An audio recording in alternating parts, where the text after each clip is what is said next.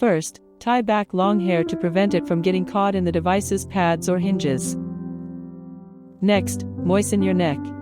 Dab the area where the pads will sit with a bit of water or conductive gel. This ensures the EMS pulses travel comfortably and prevents any stinging from dry skin.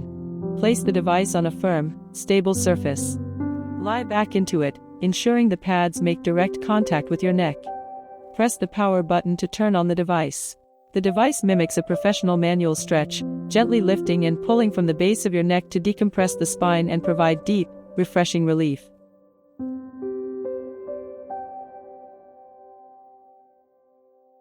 Short press the traction button to switch between the three modes. Mode A is for deep lift, B is for relax, and AB is revitalize, which blends the two.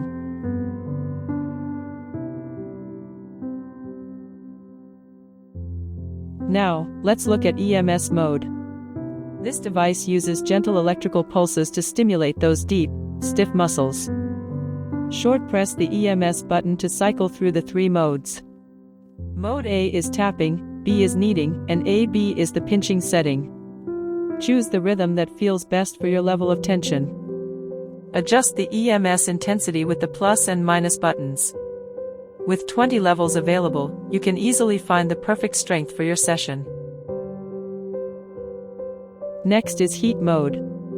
This feature is designed to gently melt away tension by warming the deep tissues of your neck.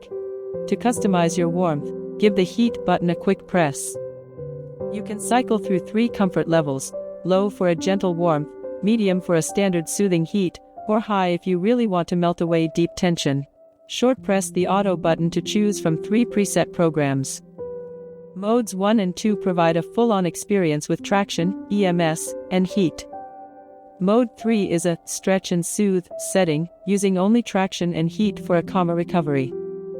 Long press the power button to turn off the device. After using, wipe the device with a dry, soft cloth. For the pads, use a well-wrung damp cloth to remove any residue.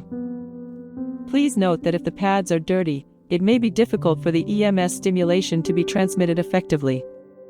When it's time to recharge, connect the USB-C cable to the charging port on the side of the device to power up.